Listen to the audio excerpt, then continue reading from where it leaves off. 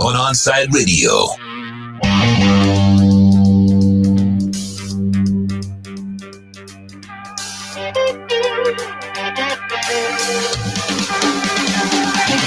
Welcome back to joining. You're listening to Romberg Korge here from the Miami Community Newspaper Studios in South Miami. Look at me, Jesus! I look very lumberjackish today. You do. I look. You do. I'm all army greened out. It's either that or just an overweight former SEAL Team 6 guy. You know, I'm kind of tossed up between the militant guy and just a fat guy that's coming out of hibernation at this point in time. Well, and you know, I didn't get one comment to you about my most unique Gator shirt of all time. I thought you were just going a little uppity on me. It's a. Is that a real polo shirt or is that like the fake polo shirt? Like because that horse is big. It's like the fake. It's like the imitation polo. And it's a folo then. It's a fake polo. It's a polo. You got a polo. That horse is freaking huge. I don't even think it's like. That's not even a polo player, is it? I thought that looks like a Confederate running a flag on the back of a horse somewhere. I don't know what it was. I got it at Sunset Place about 2 years ago. You know, Sunset Place. Whatever happened at Sunset Place? It's just a disaster there. But I used to go to Nike Town there all the time. That was my spot. No more Nike Town. No. So I went there one day and I was walking by and I saw this shirt in the window. And I said, I gotta have it. I said, it's like the greatest Gator shirt of all time. You know how much I paid for it? $5. Well, then it's a good buy then. It's a good buy. If you're still rocking and wearing it, that thing was brand damn new. I never wear it. Did you got a starch lady? Your lady starches or no? Yes, she does. She does. So I got it. What the hell is this guy doing? Tommy's going crazy over there. Tommy's in a fight with a bottle of Corona over there. So no, I don't really wear this. It's kind of like I bought it, and then afterwards I said, "God, I think maybe I wasted $5." I don't know. It was just. If you come out, can I give you some clothing advice? Please, to be honest, because I need it. Aside from what you're looking at now, I'm very podalida metrosexual. Like I when I care about myself going out, my appearance, I put myself together quite well. You know, right? I would rock with that. If you can find an off-white pair of shorts. You're in for an afternoon. So like you're brunching, you're like walking Coconut Grove. Oh yeah, you're in. Would it make it maybe if I go to a Gator game in Gainesville? You think I did wear this? I mean, that's obvious. That's just that's obvious. But you're trying to be classy, but it's not your typical. You know, I liked it because it's not your typical. You know, everyone goes with a shirt with the the emblem of the school on it and all that stuff. Can I ask you a serious question though? Sure. Yes. When did your arm hair start turning gray? It is awful, isn't it? Your arm hair is gray. I didn't even know that's real. That happens? Yeah, no, I didn't dye it gray. Of course it's real. Yes, it happens. Your arm hair even changes color? Yeah, it changed in a lot of other places too, I want to add. I don't want to go into... You got gray pubs too? That happens for real as well? Oh, yes, sir. At what age? What age you start turning gray? Early gray guy or no? No. I started turning gray probably, I would say, in my mid to late 40s. About 15 years ago. I'm starting to get gray in my beard. I had one of my neighbors in the Keys. She came up and she was like, "What's that swirl you got in your beard?" And she came and took a picture on the side of my head. And I kind of was startled, and I got all nervous. And she shows me the photo and it was just nothing but grays. And I looked at her, I said, "Erase it." She's like, "What do you mean erase it?" I said, "I need you to erase that because I'm very particular about my appearance and my hair." She goes, "No, you're not." And I said, "Oh, yes, I am. Please erase the photo." Because I'm super embarrassed of how gray I am. And I was literally going to go to Publix and go buy some like gray beard stuff. Yeah, but can I tell you a little secret? Please. The chicas kind of like a little bit of gray. Well, they like it when it turns to your point, like when it's super sophisticated, like the Greer, like what's his name? Richard Greer? Is it Gear or Greer? Gear. Because I'm thinking David Allen Greer. No, and then there's Richard Gear. Yes. There's no R in it. And he's like, and then who else? Clooney. Like that's sexy salt and pepper. I'm like sporadic, kind of like one weird gray hair here and there. And George Clooney and I were born on the same day, the same year, and I want to say the same hour. You guys are like but just different. You guys you're the same but just different. As in much. Yes, we are very, very, very different. So there's a lot going on in sports. Eventually, I guess we'll talk about it. But we'll see, though. To be perfectly honest, I really don't care. I don't really care. Well, but we will. This is supposed to be a sports show. So Brevin Jordan, you can't get mad at Brevin Jordan declaring for I was actually kind of shocked that he was going to stay, to be honest with you. And then all of a sudden, you hear about the University of Miami being all excited about all of their returners. And now the poop is starting to hit the fan. Like, I'm sure what happened was that there was a little drop off in terms of communication between NFL teams, collegiate teams, and representation. And I imagine that down period was throughout the holidays, just like everything else. And then all of a sudden it kicks back up now, a week after everybody is getting back to work. And now you're starting to hear about tight ends, wide receivers, different positions that might have somewhat of a variance or a lack or a need for that matter. You might have NFL franchises that are now finished that they might have plans now. You know what I mean? And those plans are coming to fruition, whether it's the fact that all these other teams are out and you got the playoffs about to jump in and kick up. And I think now teams are starting to see what pieces they might need. And that's when the voices start talking. That's when guys start talking to agents. I remember you and I talking about this. You were telling me a story when you came out at the University of Miami. You had seen projections of where you would possibly be in the draft. And it didn't really come to fruition, although you had a great career in the NFL, obviously. Didn't come to fruition in terms of where you were picked, right? And is that something you really look at as a player coming out? Did Brevin Jordan talk to an agent or had someone look at, okay, what round could I possibly get picked in if I'm coming out? Nowadays, and then even I'm almost dumbfounded, and I'm still somewhat upset that Rosenhaus didn't have the same amount of information that a lot of the other guys had in terms of what teams wanted them, where they were supposed to go, that kind of thing. And although I wasn't going to be a first round draft pick like a lot of the guys that were going into the draft that year, I should have had a really good idea. Even my junior year, like I was supposed to leave with Shockey. I was going to go with Shockey. Me and Jeremy. I was going to go out with Jeremy. I probably should have. God damn it! Like I probably had a better chance after the national championship, to be honest with you.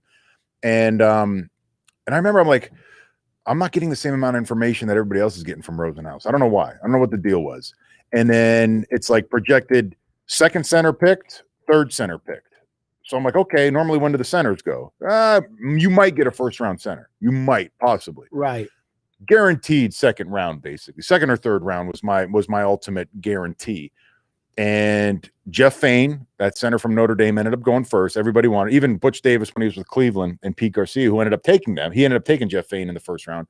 They told me, they were like, I'm not gonna lie to you, at the combine. They're like, Brett, I'm not gonna lie to you. We want Fain. And I'm just like, oh, okay. They're like, no hard feelings or anything. And I was like, no, of course not. No, you guys want him, you want him. And then I was like, okay, now it's between me and a guy from the University of Wisconsin, Al Johnson, who ended up getting drafted by the Cowboys in the second round.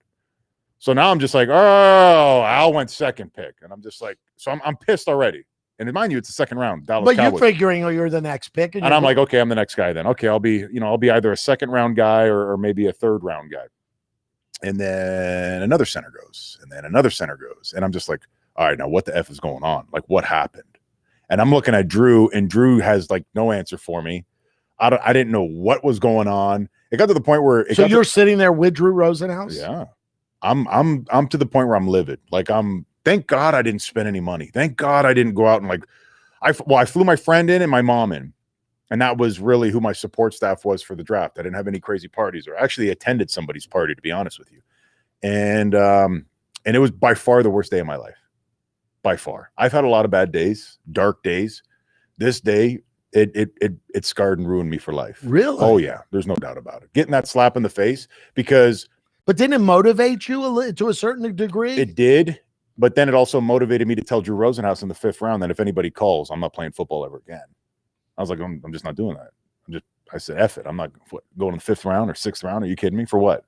For a couple $100,000? I'm out. Call somebody. I'm not playing ball. I'm going back to Canada. I'm going to go work at Fords or Chryslers like all my other buddies do. And I was that livid. I was that pissed. And my mom was like, would you calm down, please? Like, look at where you're at. You're sitting here getting ready for the NFL draft. Like, calm down, please. But I was so slapped in the face with, All-American, I don't know how many times over, Remington Award, best center in the country, team captain, national championships back to back. I thought it was going down. Like I thought I was going to at least bare minimum put like $1 million in my bank account to start my life off and then start playing football. Did it humble you at all? Oh yeah. And my wife said, I look at it as kind of a blessing too, because my wife tells me to this day that I was living La Vida Loca. Like I was going berserker. Obviously I was living with Jeremy Says it all. And she goes, "You were a complete ass. Like, you were acting a fool. You were being a moron. And we probably wouldn't have gotten married. We wouldn't have been together." She goes, "The fact that happened to you, probably on your life's path or trajectory, it might have been the best thing that ever happened to you, to humble you like that." Interesting. And I was I was pissed, boy. I was hot. And then the team started calling in the 5th round, but to tell me that they were going to pick me if I was available for a free agency.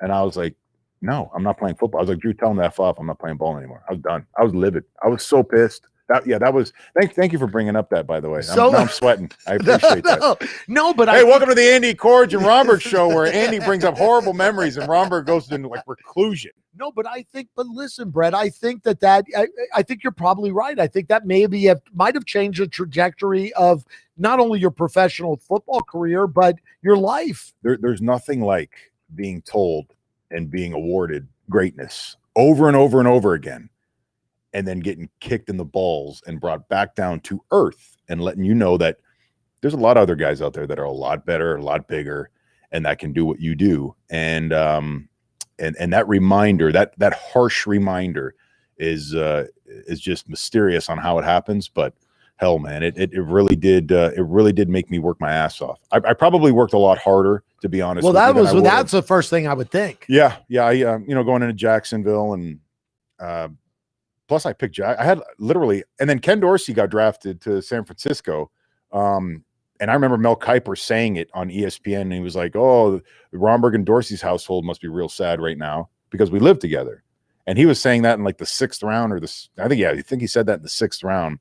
And I was livid, boy. I was so mad at Kiper for saying something like that. But Kenny ended up getting, going to San Francisco, but he was stuck going to San Francisco.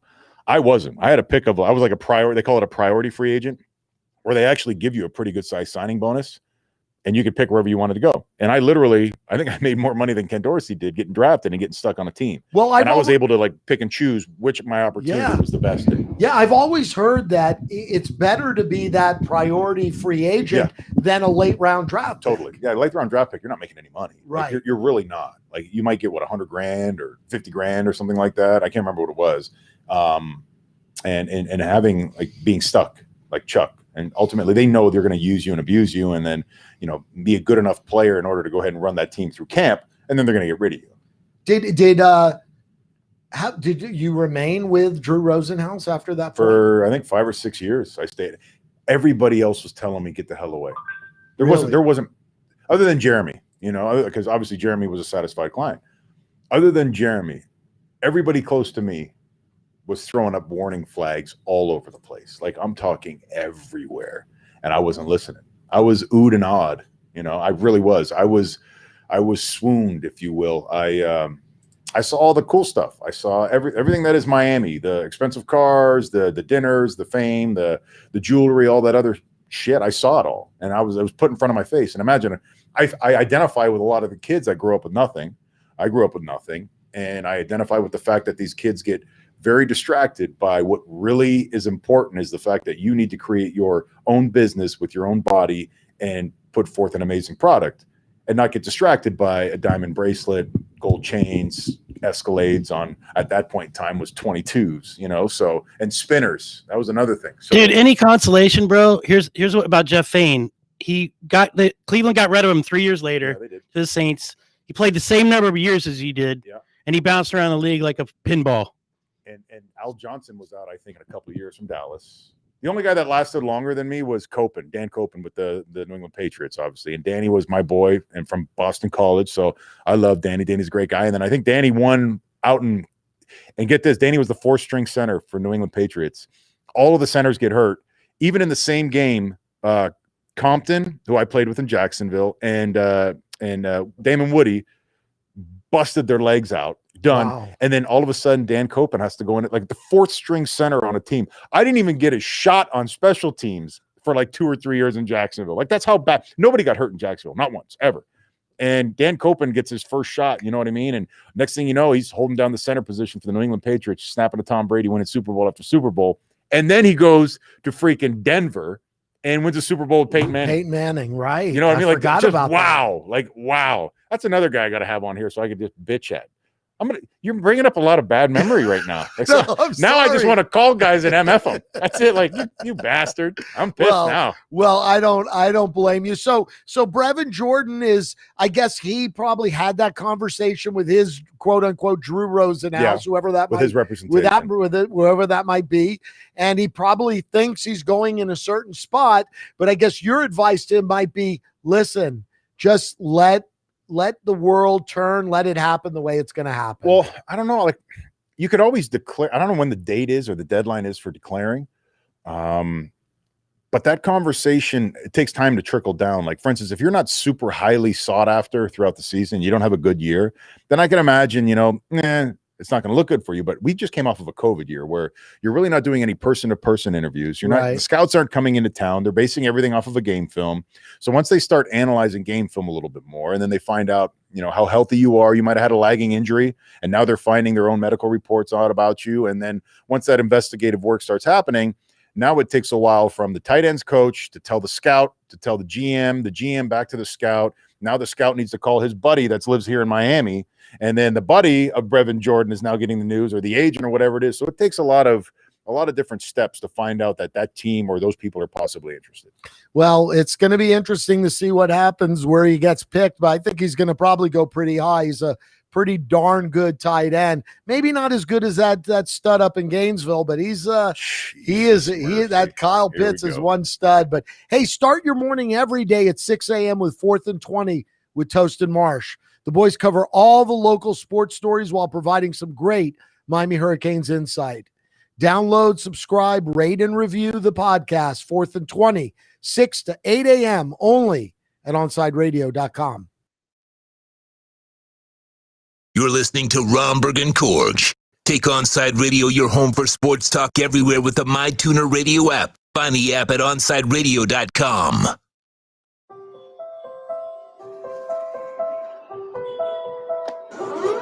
We live in challenging times, and we understand you have questions about how you're going to take care of your family and yourself. Well, you can trust the Publix is doing everything possible to help. Our stores continue to be open. We're busy restocking as quickly as we can. But please remember to think of others as you shop for the week ahead. This will give your friends and neighbors the opportunity to get what they need as well. Our supply chains are strong. Deliveries are being made throughout the day, and our associates are here every step of the way. It's not always going to be perfect, but together we'll make it through this. So let's be safe. Let's be calm. Let's be kind. Visit Publix.com for all the latest information. Hey everybody, it's Good Greek Moving and Storage, and for over 2 decades, they've been entrusted to handle all of your moving and storage needs. And now, Good Greek is the official mover of Inter Miami CF. And if Inter Miami trusts the Good Greek, you should too. For the best move ever, whether it's across town or across the country, go to GreekMoving.com. That's GreekMoving.com for Good Greek Moving and Storage, the official movers of your Inter Miami CF. I'm Ryan Seacrest. First responders are people who stand for a greater purpose. They will be there for you when nobody else is, to help you, your family, your community. This is their selfless promise. This is their sworn duty to protect, to serve, to help. They put themselves in harm's way for us. They come to the rescue at times when we need them most.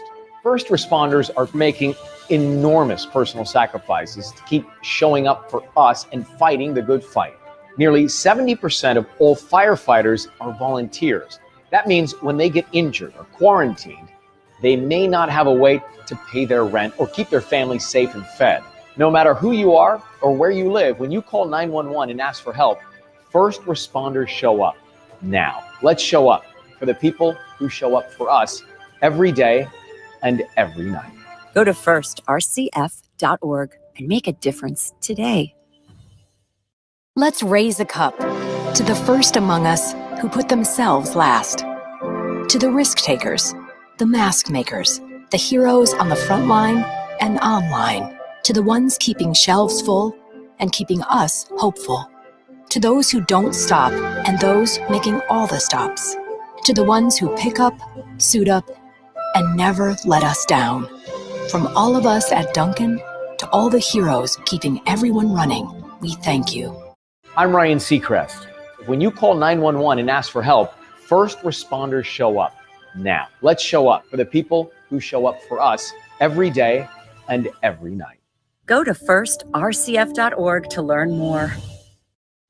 Listen to OnSideRadio.com anywhere by downloading the MyTuner Radio app in your app store. Or go to MyTunerRadio.com on your web browser. OnSideRadio.com. South Florida sports leader. Welcome back to Romberg and Korge. To reach out to the guys, send a text to 844-416-8123. That's 844-416-8123. This is Romberg and Korge on Onside Radio.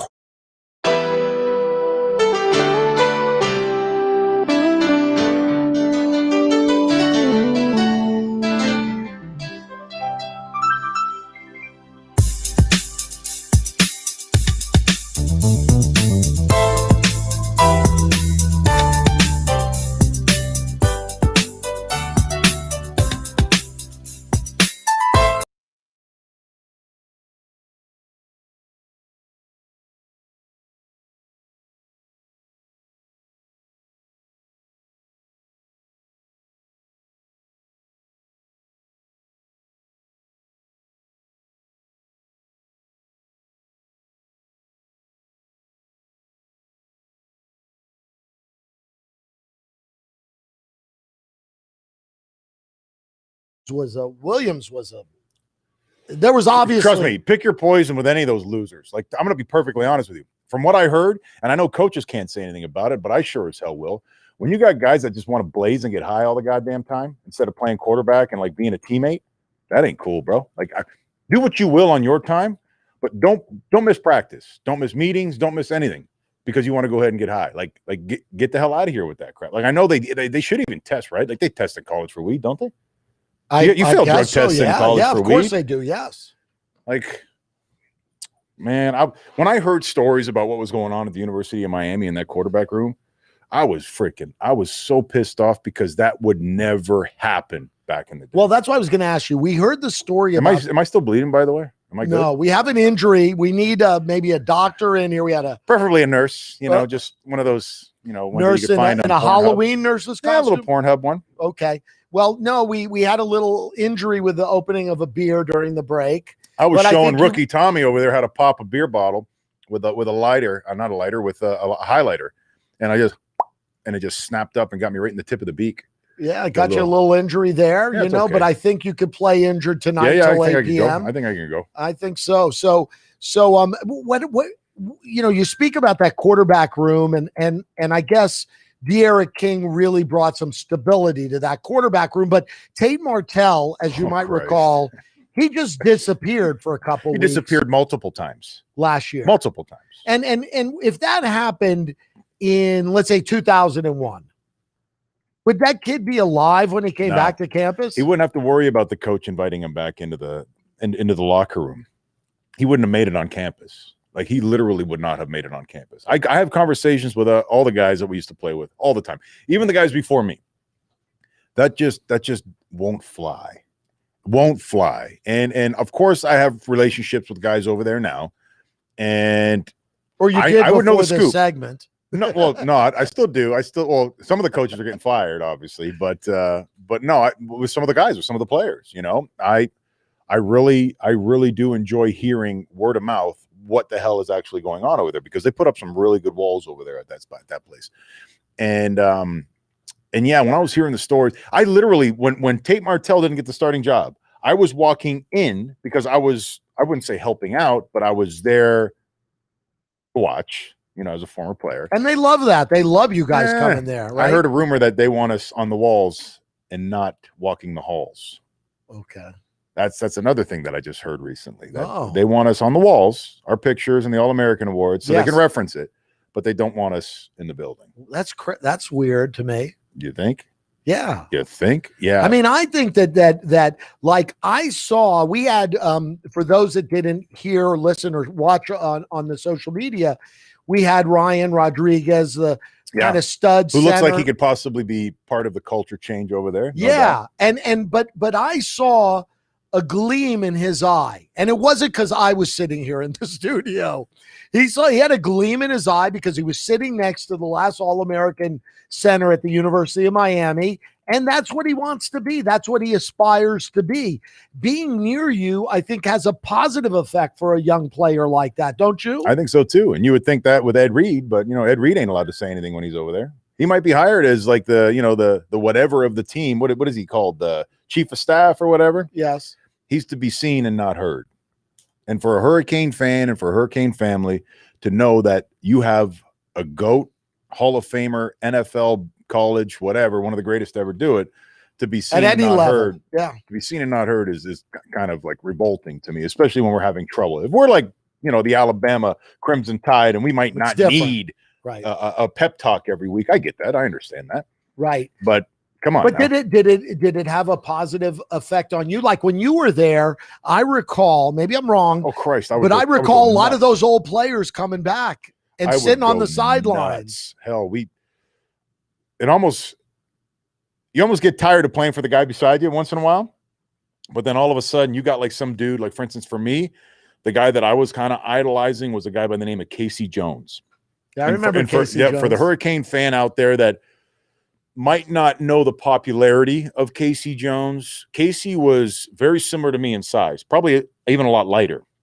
And I'll go about an inch and a half shorter. Although every time we take a picture together, he gets on his tippy toes. The bastard knows, and he'll pull my shoulders down, and he gets up on his tippy toes. That bugger. Anyway, so Casey, I ended up getting a hold of Casey's highlight video from when he was at the University of Miami, and this is when I was in high school. And you want to talk about werewolf animal? There is nobody, because they always have the debate on, it's either on Facebook or social media of who's the best at the position to ever play it at the University of Miami. And, everybody's always like talking about certain people. And then in the conversations of centers, my name comes up once in a while, but I think my name comes up because of popularity and, the accomplishments of the team that was surrounding me. The accomplishments of the team of the University of Miami when Casey was there was nil. Like they were there in a really bad era. And the stories that echo the halls of Casey Jones are incredible, like tearing Ray Lewis's face mask off and throwing it a half a mile. Like 1940s football, just tore Ray's helmet off, but his face mask came off and just threw it and basically told Ray to go take a walk. In a practice. And he would wear a dead frog around his neck that he found on the AstroTurf, and he would make the guy say hello to it. And he would walk up to him and say hello to my frog. You want to talk about intimidate? And I'm telling you again, he's not a big man, but they knew he was batshit crazy. Like Casey's got a screw loose. And before even getting hit in the head a bunch of times, he would literally, imagine this, okay? You're on a team, there's probably about 25% white dudes on the team, 75%, so 73, and then a couple Latin dudes, right? And you would have the corners and the BET and the hip hop playing. And like, this is probably like, during the time where Uncle Luke's stuff was banging, NWA was banging, like the early 90s. Right. And Casey would flat out just walk up and stop the music and put in like some kind of demonic, symphonic, Glenn Danzig Black Area kind of like music where you kind of get weirded out, but nobody would touch the radio. Like Casey would go over there, change the station, don't touch the radio because you're in trouble. Like that's the kind of intimidation. And he would sit on the toilet pregame and tear out the pictures of the guy he was playing against and eat them out of the media guide. No. Swear to you.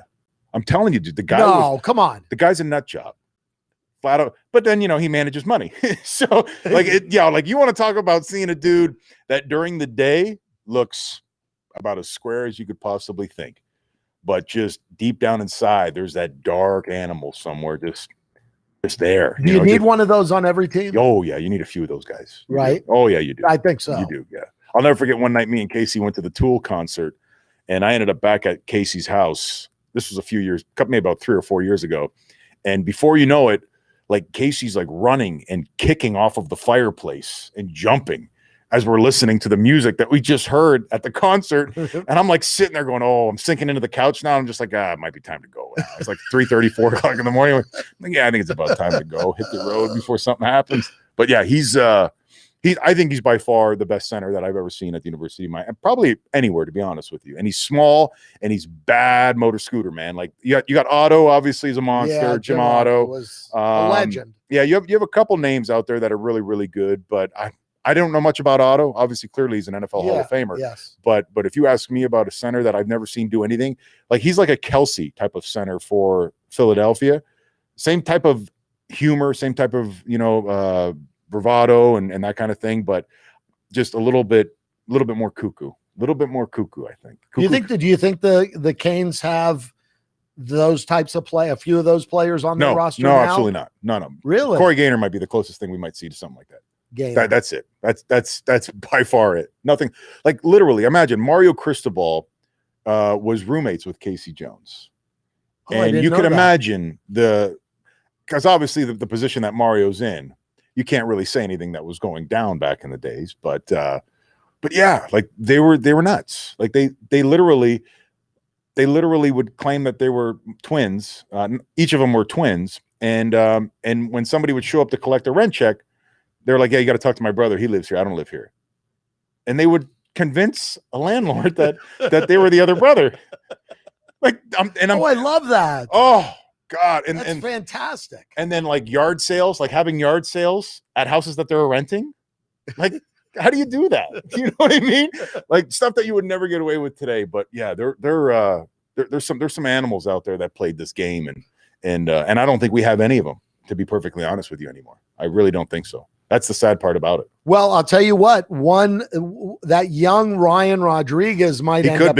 He may end up if he gets tutored by the right individual. I think I might have to spend a few weeks with Ryan Rodriguez. Yeah, and make him a little screwed up too. I think so. I tell you what, I mean, I know you say that kind of with a smile on your face, but the reality of it is, I think that there's so much that can be accomplished by being mentored by a guy that's been there, that's won championships, that has achieved excellence. I agree. I think each position group should have one, to be perfectly honest with you. And they found ways, like Alabama and all these other big time schools, they found ways to bring guys back and give them some kind of title, some kind of job, some kind of liaison job that, boosters are obviously willing to pay because they want to keep that same type of lineage, that same type of mentality and culture.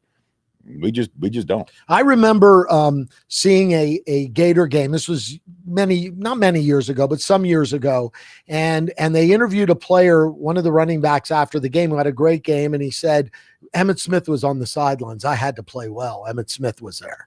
You know, you got to raise the bar a little bit when you got like guys that are legends. Like you have to. You can't play poorly in front of a legend. Like heaven forbid a legend thinks bad about you. You know what I mean? I don't care what the press says about me, but heaven forbid there's a guy that put this uniform on before me and has that much clout that's going to maybe leave this game saying that guy sucks. That's always something that I'd be terrified of. Oh, always. Yeah.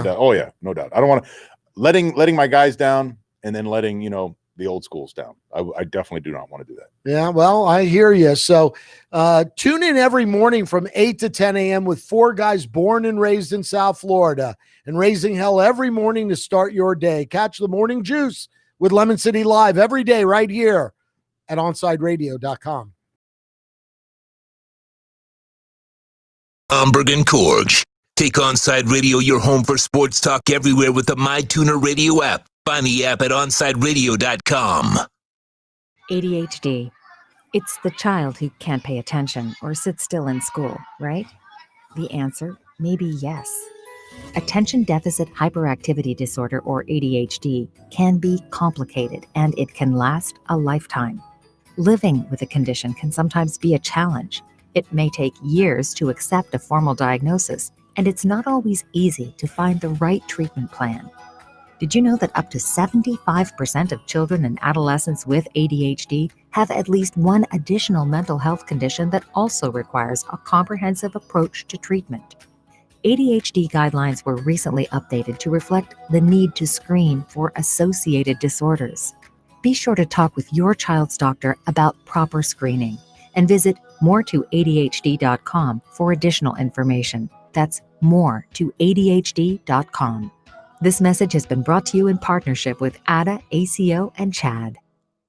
Hey Panthers fans, Dave Dwork here with some awesome news. Every Saturday, I'm going to bring you the latest on everything to do with the Florida Panthers with Chirping the Cats Radio.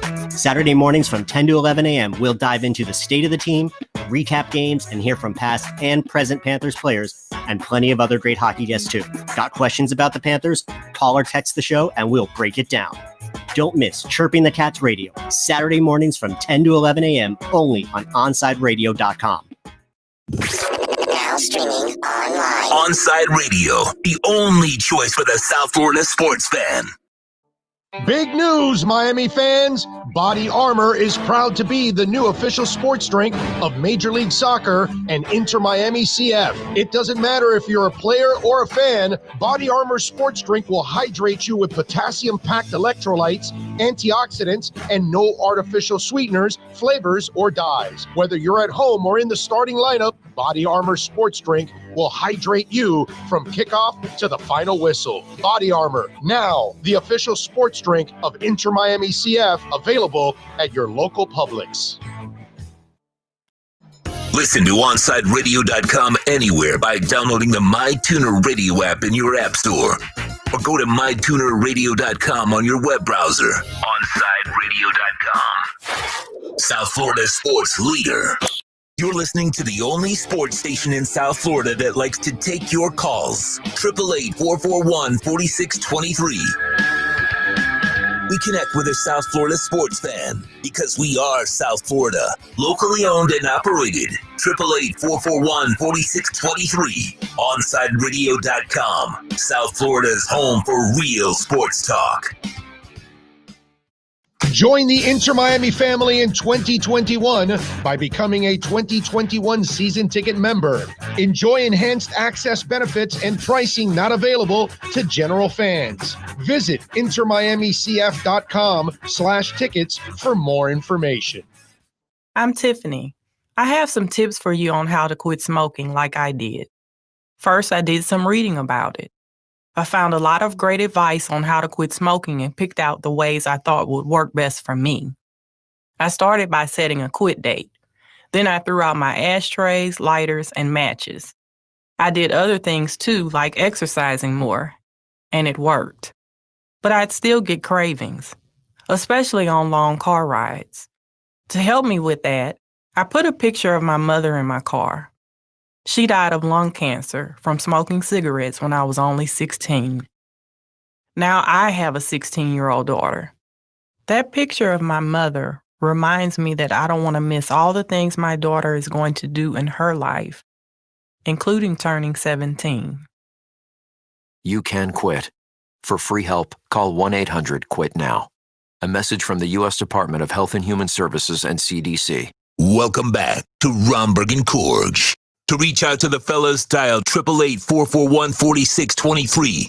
That's 888-441-4623. Here's Romberg and Korge.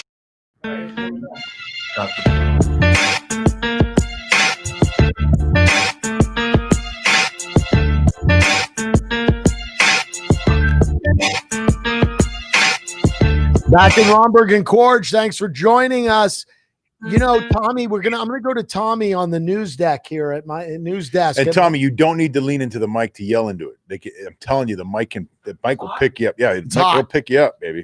All right. So Tommy, tell us about big trade in baseball today. Yeah, so I know you are our baseball guy. I mean, you are the biggest baseball fan I know in South Florida. Probably the number one fan. Number one fan. Yeah, not fanboy, but fan for sure.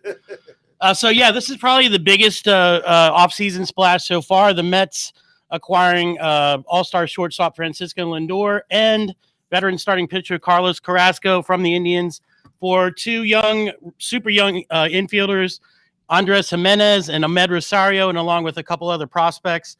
Most people are saying this is an A trade move for the Mets and an F for Cleveland. Because of the power and how good Lindor is and how good he is in the clubhouse. But I mean, we're going to see the Mets are going to be serious contenders with their guy coming back off the Tommy John surgery and now adding Carrasco is an actual contender to be in that starting rotation. So the Mets could be serious. You know, you know what I dislike about baseball? Do we have that much time to talk or no? Besides the fact that it's the slowest game known to mankind, and they should figure out a way to speed it up a little more. But beyond that, it's the unfairness, generally speaking, of the game. I mean, if you have a lot of money and you're in a market like New York or Los Angeles or Chicago, you could spend in Boston. You could spend as much money as you want. And yeah, they have a salary cap, not really a salary cap, right? So it's kind of deceiving in that regard. And I just think it's an uneven playing field. Baseball is just an uneven playing field. Is it all? But again, I like the fact that what was the roster that was just like the least paid roster that just made it and won the World Series? It wasn't Kansas City, was it? Yeah, I think it was. It was the Royals, right? Kansas City. A couple years ago. But the Rays got to the World Series a couple times with some really low salaries. Exactly. The Tampa was the other one. And with Madden one time, and then this most recently last year. Yeah, and we've seen the A's get to the playoffs, many times with a very, very low payroll. I like that. I really enjoy the fact that, I don't know if it's the fact that I revel that the New York Yankees aren't making it with their massive payroll, or the Boston Red Sox, but I enjoy seeing how you could sort through all of the paper BS and find guys that can work together, gel together, and achieve amazing things when they're not supposed to achieve amazing things. I really do fall in favor of that kind of mentality. I don't know if it's the whole Moneyball thing that I'm in love with or not, but the fact that those organizations were able to put together the least amount of pay, but to create the best product on that field was incredible to me. Obviously, these guys go on, and once they've won World Series, and like guys like Altuve and those kind of players, once they get that big money contract, you see what happens. They get dispersed. Nobody wants to pay them internally, so they got to go elsewhere, and that team eventually gets broken up. Yeah. What I don't understand about the whole Moneyball thing, and I saw the movie, right? Brad Pitt. Gorgeous man, that guy. Yeah, he is. Unbelievable. Yeah, he is one gorgeous mesmerizing. Man. Yeah, not born the same day as me, by the way. But no. But I don't. What I didn't understand about it is if Billy Beane had figured out this whole, this whole dynamics of how to put together a team, and looking at the statistics the way he does, and it's successful, but to a point, it seems like it's successful. It's not successful winning the World Series. It's successful, in a long 162 game season. What I wondered was, why isn't just everyone copying that? I mean, why isn't the Florida Marlins copying that? I mean, they've got a low payroll. I think it's a lot easier said than done. Probably. Yeah, it really is. It definitely is. Again, I think it falls back to the same kind of mentality that we were looking at with the Miami Heat or the New England Patriots. Because if you look at the New England Patriots, they're notorious for that. They find the best amount of value for the least amount of money. And I don't know, there's just something about a culture. And I've never heard it spoken about so much in my life other than the last maybe 5 years of sports. And I don't know if it's because the players have become ultimate greedy sons of bees, or if it's just one of those things where all they're interested now is money, and all they want to have is the biggest salary or be noted as the highest paid player. You know what I mean? I'm wondering if the accolades, much like it starts at the youth level too, everybody's so concerned, or even society as a whole, with the likes, the Instagram likes, or the social media views. You know what I mean? It's like, why are we so wrapped up in that? Why are we so concerned on what other people who we don't even know like or don't like? You know what I mean? We're not marketing companies. We're not individual marketing companies, although we think we are when we come to our social media. We're not getting any kind of financial gain. For the most of us are not getting any financial gain from it. So why are we so concerned with other people's approval? And it just stems all the way down the hill from professional sports to, and that's why I had a problem with the apology. Why is everybody got to apologize nowadays for everything? Heaven forbid, comedians go out there and tell a race joke or a sexual preference joke anymore, because an hour set, you're going to do 45 minutes of just making people keel over laugh. But because, there's a gay person in the background that doesn't like a gay joke, that 45-minute set is getting ruined. Or there's some kind of race or poor joke or American joke. If you want to talk about, what's that one guy's name? The one guy that has a serious accent. He's a miserable bastard. The guy from England. Englishman there. Or is he English or is he Australian? He might be Australian, to be Not perfectly sure. honest with you. I can't remember what the hell his name is, but he's just a miserable bastard. He's ornery. He's not Bill Burr. I know who Bill Burr is, Right. and I think he's hella funny too. Oh, well, he's a miserable bastard Bill too. Burr got crucified, he got crucified after doing that Saturday Night Live last season. Crucified. I think he's one of the funniest dudes in the world. Like, Yeah. I think he's hilarious. Joe Rogan absolutely adores him and loves him. I just don't understand why everybody has to apologize nowadays. Like, our skin and our feelings are that sensitive at this point in time that we need to apologize for everything that we do. You can't just go about your day, right? Like Jim Jeffries is who I think. Jim you're talking Jeffries, about. Jeffries. Jim Jeffries. He's been a miserable bastard for a long time now. And then who's the other fellow that hosted the Oscars that just said, "F it, I'm just going to go all balls out this year and just insult everybody"? Oh, that's from The Office. He did Riding in Cars with Seinfeld. He created The Office in England that then got adapted. Oh, to he's the US. he's a funny bugger too, man. Ricky Gervais. Ricky Gervais. He Yeah. doesn't give a shit about anything. He doesn't. No. He destroyed everybody in Hollywood at the Oscars. He's been doing that for God bless 3 him. years now that he's hosted. It's the Golden Globes. Is by it the way. Globes? It wasn't Yeah. the Oscars? Yeah. Oh, yeah, because Kevin Hart was the one that got in trouble for the Oscars because he made a gay joke about Yes. 10 years before. Heaven Ridiculous. forbid you made a gay joke 10 years but ago. I think it's hilarious now with Ricky Gervais because he goes into the Golden Globes every year saying, "I'm going to try to offend more people to try to see if they fire me this year," and they never fire. No, him. they don't. And it's kind of refreshing to see. I love it. I love seeing a guy that is famous rip apart the famous people to the famous people's faces. And I think that's why people enjoy roasts so much. Oh, I love the like can you believe that Jenner Caitlyn had a roast and they literally lit her ass or his ass or whatever it was. ass. It was so bad. Like, and then she sat there and just took it like a champ. Like, you know what I mean? That was phenomenal. That was crazy. The fact to have people come and watch you get made fun of and to be able to take the joke, because that's what it is, man. It's you at everybody else's expense, basically, or your expense, everybody else's laughter. If you ever want to see one of the best roasts of Jerry Stiller, go to YouTube. Jerry Stiller. You talking about the old school ones, the ones back in the day with like Dick Van Dyke and stuff? This one was right after Seinfeld, so it was in the late 90s. I think it Oh, was. so it's a modern day one. It fairly modern, but it was at the Friars Club in New York, and you can watch it on YouTube. You just Google Jerry Stiller roast at Friars Club. Is it like one of the ones that like Sammy Davis Jr. might No, have no, these attended, guys or? were. It was hosted by Jason Alexander from Seinfeld, okay. and Kevin James was Oh, on cool. it. It was just a classic. I love that stuff. I do too. I adore that stuff. Like, come on, you can't take a freaking joke. Like, I think at the end of the day, you got to realize between, escaping from the reality of political correctness. Like, we're not all on a desk. We don't need to go ahead and bow down and please the people, the common folk. Like, come on, man. Well, we're going to talk a little bit more about political correctness that both you and I agree. We don't quite understand why some of these entities go to that length. We'll talk about that in a few moments, but get the brutal honesty every day from noon to 3 p.m. with the Big O and the Onside Zone on your home for sports talk in South Florida, onsideradio.com. You're listening to Romberg and Korge. Take Onside Radio, your home for sports talk everywhere with the MyTuner Radio app. Find the app at onsideradio.com.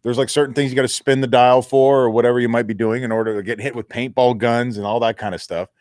And this one was you had to perform as a wrestler. And this wasn't just like going to a wrestling ring and actually doing a whole intro to a wrestling intro. This was living as Twisted Teal for the majority of the day. And I would go to Publix. I was ordering subs in Publix. That's all on the internet too. And this dude really legitimately thought I was a wrestler. And this was like me going into, like, what human being? First of all, this was in Miami Gardens. So no white dude is going into the Publix in Miami Gardens dressed the way that I'm doing. Like, you got to be thinking I'm just straight up crazy. And I had like my cowboy boots on. I had my underwear on, my tank top onesie kind of thing working out. And I was ordering subs and I was giving my like wrestler voice, which was, I'll go ahead and get a turkey and cheese, brother. And I would throw brother. Good. I would throw brother at the end and everything. Wow, that's good. Oh, no. Yeah, Can I you played do that again? I played the part. Can you do that one more time? Go ahead and throw a little lettuce on that one, brother. Oh, yeah. Like I don't forget the cheese. Don't forget the cheese, baby. Yeah. Oh, yeah. I was into it. I got into the whole Twisted, and I couldn't figure out a name, But I had a photograph of Arthur Francis Kehoe. We're gonna have to do the video when we come back for sure, because I don't think we have time. No justification on this one. But Arthur Francis Kehoe, we got a hold of a photo of Art Kehoe laying on his balcony in his bathing suit, getting sun. Oh my God! And Francis used to tell us that his body was 200 and whatever it was at that point in time, 35 or 40 pounds of twisted steel and sex appeal. So we would always mess with him about having twisted steel and sex appeal. And so I gave myself the alter ego wrestler name of Twisted Teal because of the color of my underwear. Right. Twisted Teal. And that was my wrestling name, obviously Twisted Teal and sex appeal. But yeah, we ended up going over to a wrestling venture here in South Florida. And I full out did a wrestling video to the point where I actually wrestled somebody in the video, like a real live professional wrestler. And I got offered. I got offered a contract to be a wrestler. Really? Swear on my life. I got offered. They asked me if I was like interested in doing this for real. So at the next big WWE event on TV, I'm sitting there, my popcorn in my hand, my soda or beer by my side. Could I possibly see Brett Romberg? Dude, I walked in out that ring. I walked out the Hart Foundation for the MLW wrestling, like, because the Canadian thing, and I'm toting the Canadian flag. Like, I have a history of wrestling love. Like, first of all, so the British Bulldog was my idol as a kid. Loved him. And I know his daughter and obviously his son, Junior. He's wrestling now with the Hart Foundation and MLW. And, this has been pretty popular as of late. The whole, the resurrection of the British Bulldog and like making his name again and getting inducted in the Hall of Fame and stuff. So I grew up with the Kamalas, King Kong Bundys, obviously Hulk Hogan, Ultimate Warrior, the British Bulldogs, Jake the Snake, Ricky the Dragon Steamboat, Junkyard Dog, like all the good days of like roids and cocaine and just, Bret the Hitman Hart. Of course, the Canadian phenom, Bret but I didn't realize the amount of wrestlers that came from Canada and that pipeline. Really? From obviously Chris Benoit, who ended up doing what he did. But there's a massive amount of Canadian wrestlers out there that the pipeline right into Orlando, and they do their thing out of Orlando for the most part. So I fell in love with the wrestling world long ago when my dad took me to WrestleMania, and I got to watch Hulk Hogan go at it with Bundy and Kamala, who had the paint on his face, and yeah, it was Jimmy Superfly Snook Up and all those other, man. Oh, you just loved it. Well, we're going to see right after the break. You can get on Miami Community News, Facebook. Yeah, man, get on Facebook, YouTube. Go to Miami Community News or YouTube or whatever you want to go on and watch us live. And we're gonna take a look at Brett Romberg as a professional. Plus, you wrestler. also get to see what we look like too. I think there's a big bonus behind the whole digital aspect of this as well. Like, you can watch us, Facebook Live, YouTube, Stitcher, Spotify, whatever the hell it is. Right. Whatever digital output you want to be looking at, and you can see our really. Now that I'm looking at myself on the camera, no, on second thought, I just like, did you see me look at myself? And I just like, what, on second thought, don't. Just save your dinner. Just maybe not, but we're going to see that in a moment, and we'll comment for those listening. See how quick I changed my mind? Radio. I was shuddering when you like, said it at first. Don't. Quite frankly, don't. You're listening to the only locally owned sports station in South Florida, OnsideRadio.com. You're listening to Romberg and Korge. Take on side radio, your home. Talk everywhere with the MyTuner Radio app. Find the app at onsideradio.com.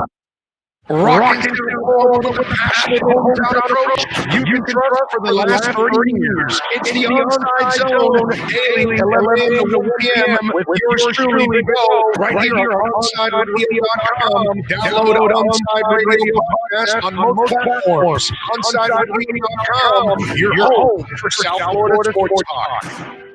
You're listening to the home of the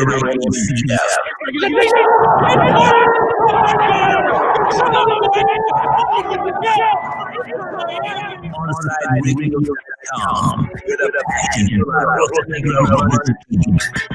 Keeping you informed of the world of sports.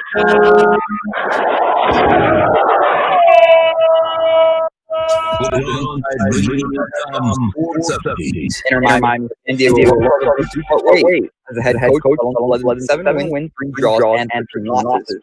Hurricanes quarterback Joseph Derry has to be NCAA portal. Very sure their primary backup during a wins and passing 348 yards, 3 touchdowns, and an interception. Miami Hurricanes has their NFL draft. Ranked number 20 in Miami Heat on Saturday, and he's not leaving his other. He said, quote, "Me and African-American man from gold until the first American were leaving," end quote. Louis Robles, the former Miami, played 14 seasons and just over 250 MLS games in his career. Marion Hobby off the defensive line coach. The team's announced called a mutual wait. It's the second person to be gone from Florida staff in just 2 days. The Mets have wired shortstop to still Lindor and right Carlos Ross and a Indian. Return Cleveland's shortstop and it's a minute. And it's just 2 minor league prospects. The interview former coach Mark Lulu for the head coach job. It's going to be their interview with offensive coordinator and enemy. Testing positive last week. Coming back, Alvin Kamara is participating in live practices this week remotely. Kamara is live at the decoder at his home and doing practices to implement their new game plan. With your onside radio. I'm Benjamin Kier. I'm the only locally owned sports station in South Florida. OnsideRadio.com.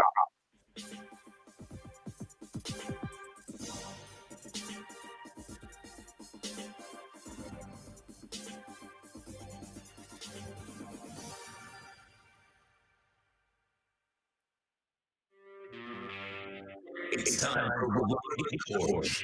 Start your evening. 2 guys ready to break down all the latest sports headlines in South Florida. Reach out to the boys dial 441-4323. That's 888-441-4323. Connect by text at 844-161-123. Now let's go get rap reading. This is Romberg and Korge on Onside Radio.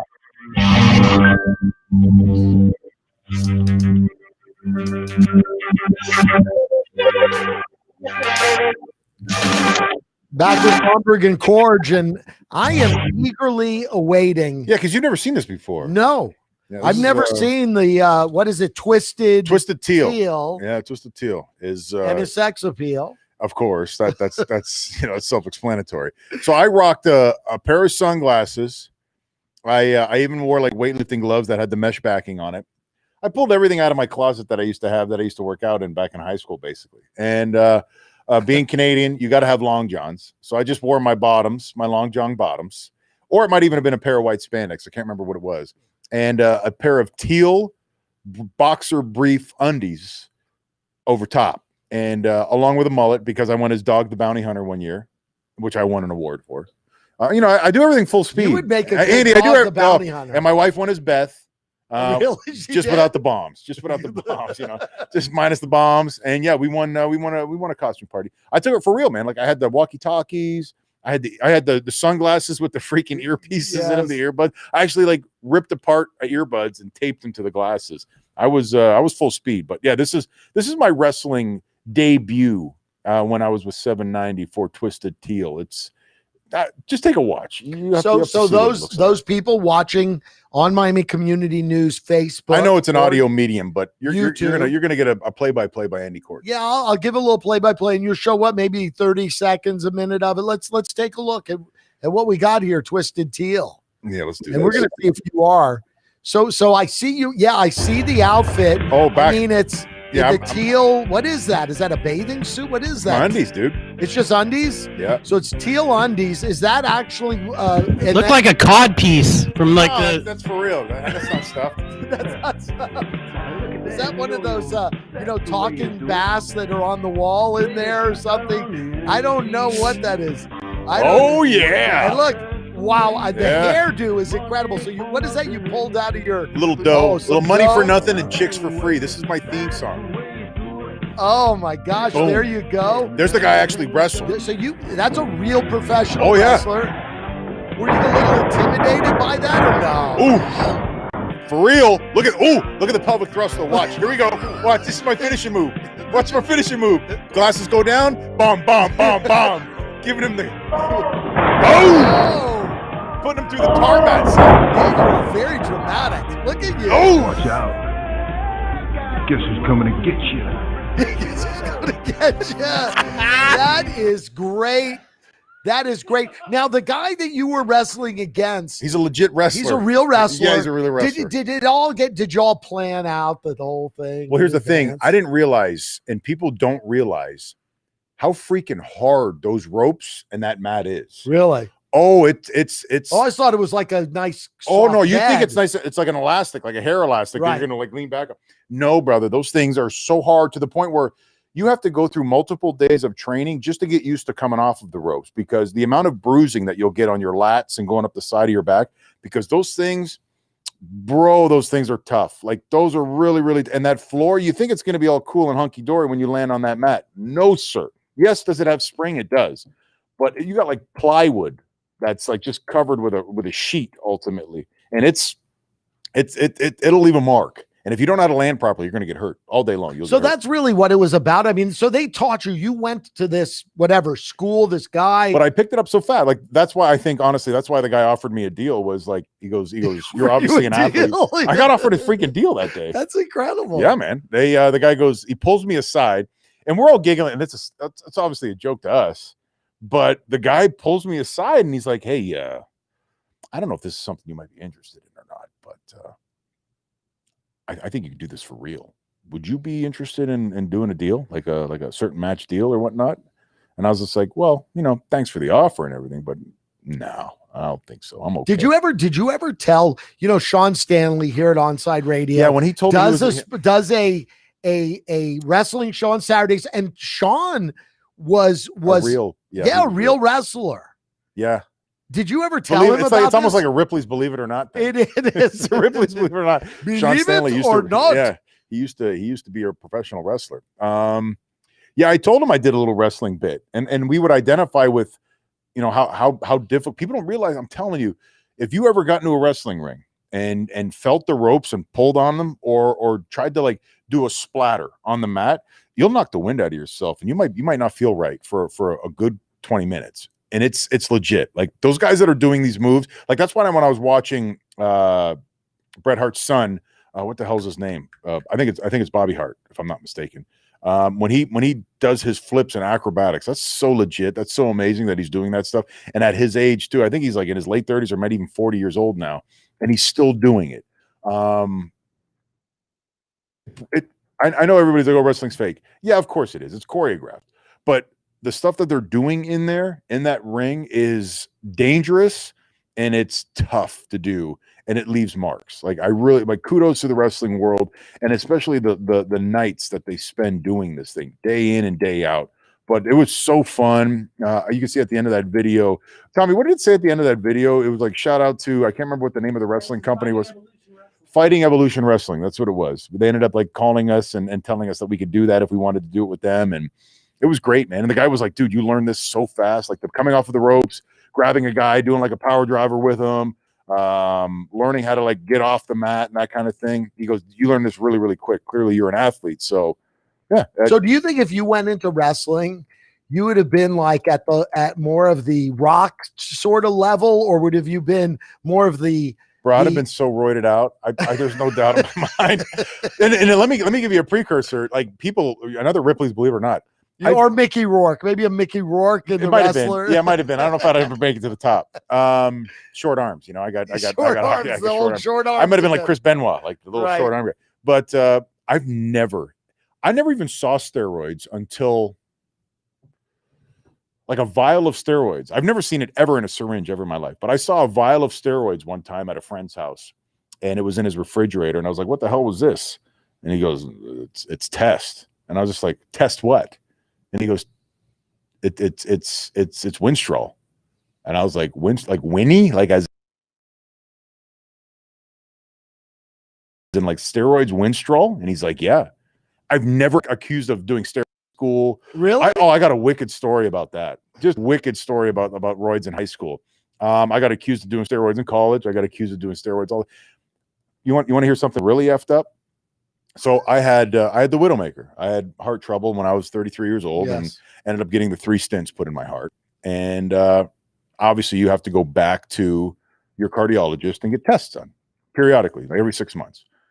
So I'm getting my 6-month checkup, and the nurse, God bless her, says, I told my son that you were, my patient, and he couldn't believe it because he's a huge fan. And I told him, Papi, but this is what happens when you take steroids and you got to be a professional football player. And I was just like, I kind of stopped, and I was like, did I hear her accent wrong? Like, did I hear something wrong? And then I looked at her, and I kind of gave her a look that she knew something, she did something wrong. And she goes, no, Papo, my son played baseball. So, a lot of the kids, they think that you got to be taking steroid in order to become a professional baseball player. And I looked at her, and I was just like, I've never taken steroids ever in my life. Not ever. Put my hand on the Bible. Never touched juice ever in my life. And she goes, you never taken steroids to become professional? And I was just like, no. She goes, pero papi, you have a heart problem. And I'm just like, I was like, so does the rest of my family. My dad does drugs and smokes weed all the time. He's got a heart problem. My uncle died. Every man in my family dies by the time they're like 55. Heart issues. Not many athletes in my family. Guarantee you none of them took steroids. And I was like, yeah, no, it's not because of steroids. And then she was like, okay. And then I sat there, and I'm like, so you told your son that I did steroids. So I imagine your son goes back to high school and is telling all of his buddies, hey, my mom's treating Romberg because he had a heart attack from steroids. And I'm sitting there, I'm like looking at her, and this is going through my head at this point in time. I'm like, okay, so hey, my reputation tarnished, like immediately tarnished. So I told my wife the minute we left that room, I was like, got to get a new doctor. I'm out. I left that practice because I can't have that. I can't have that shit going around. Like, are you crazy? Yeah. And she literally just jumps to the conclusion, because I was big and I had a heart issue, steroid taker.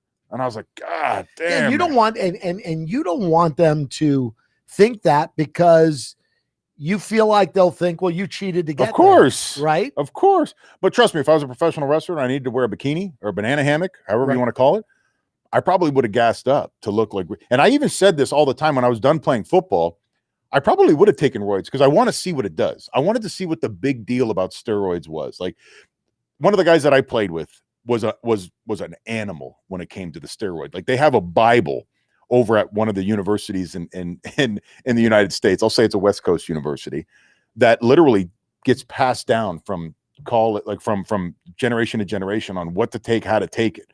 And I'm talking like dudes that are monsters with like 6 or 7% body fat that shouldn't look the way that they look. Veins like McDonald's straws going down their arms, like the white dudes, mind you, white guys. Right. I'm not talking black guys. I'm talking white guys. Which, for everybody out there that's like thinking that it's like commonplace. Not for white guys. It's not. Definitely not. When you could wear like, 280 pounds, 300 pounds and just have 6% body fat, it's not normal. And I would see and I would ask the guy, I'd be like, hey man, what's the difference between steroids and a good diet? And he goes, night and day. He goes, you could achieve in 30 days what you could achieve in about 8 or 9 months on a really good diet. And it's not even a comparison. And I was just like, oh, wow. So now I'm like interested. So I always said to myself, when you were done playing, try to do the steroid thing to see what would do, how much better it was, just so you could just try it. You know what I mean? Do a cycle or two. And then obviously, within months, I almost have a heart attack. And I'm almost dying, so I can't do that. So no matter what, I can't touch gas no matter what. Right. So I legitimately, if I do steroids, I'm guessing I'm going to die anyway. So Yes. It's a big deal. I can't. I can't do rights. With the rumor of a shrinking penis due to. Well, I'm okay in that steroids. category. I don't know about you, Korge, but I don't want. I mean, some of us can afford to lose a couple. You know what I mean? can't afford to lose anything. Okay, so I ain't going even close to that. But you know where Andy Korge is working with a tuna can, ladies and gentlemen. Exactly.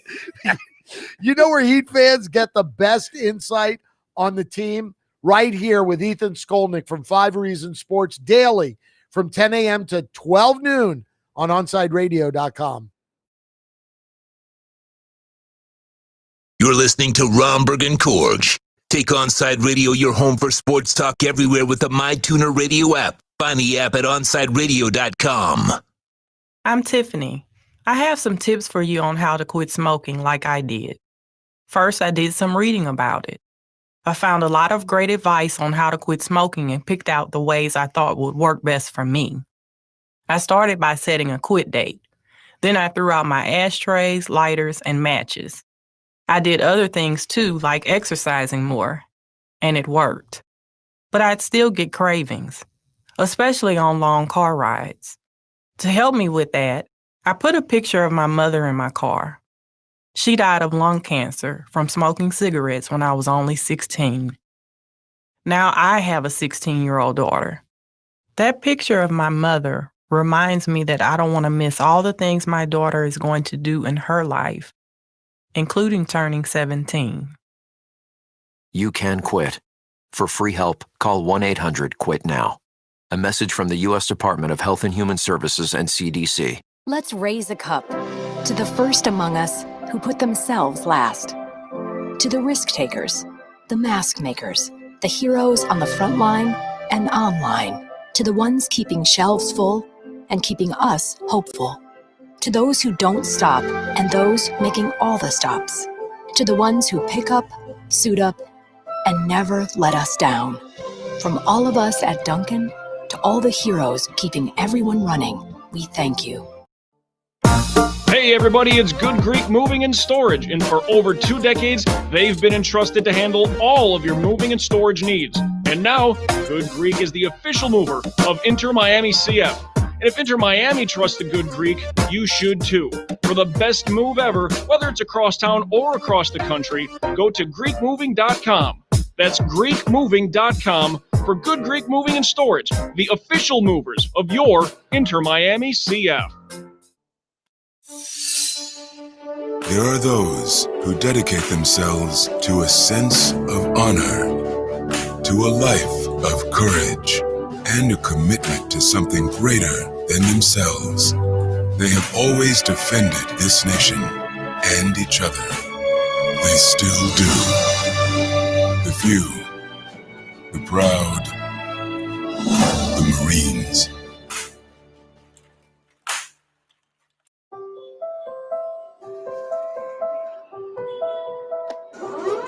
We live in challenging times, and we understand you have questions about how you're going to take care of your family and yourself. Well, you can trust the Publix is doing everything possible to help. Our stores continue to be open. We're busy restocking as quickly as we can. But please remember to think of others as you shop for the week ahead. This will give your friends and neighbors the opportunity to get what they need as well. Our supply chains are strong, deliveries are being made throughout the day, and our associates are here every step of the way. It's not always going to be perfect, but together we'll make it through this. So let's be safe. Let's be calm. Let's be kind. Visit Publix.com for all the latest information. Welcome back to Romberg and Korge. To reach out to the fellas, dial 888-441-4623. That's 888-441-4623. Here's Romberg and Korge.